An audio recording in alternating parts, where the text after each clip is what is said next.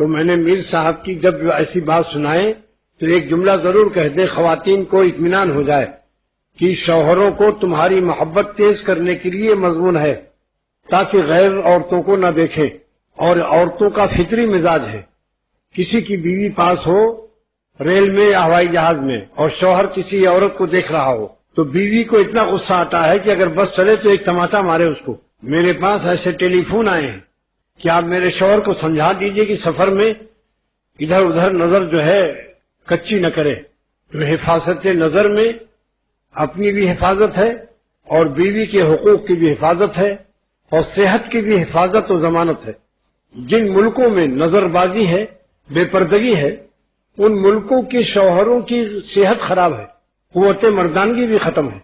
اللہ تعالیٰ نے تقوی میں اور نظر کی حفاظت میں اور قلب کی حفاظت میں زبردست صحت رکھا ہے، اور بیویوں کا اس میں زبردست حقوق ہے کہ جب غیروں کو نہیں دیکھے گا تو لے دے کر کے اپنی بیوی ہی کو نعمت سمجھے گا۔ اسی لیے متقی لوگ اپنے بیویوں کی بہت محبت کرتے ہیں اور بعض بیوقوف ان کو جورو کا غلام سمجھتے ہیں، حالانکہ ان کے جورو کی کوئی انتہا نہیں ہے۔ سب سے زیادہ تو یہ غلام ہیں جو حرام غلامی بھی کرتے ہیں، جو نظر کی حفاظت نہیں کرتا۔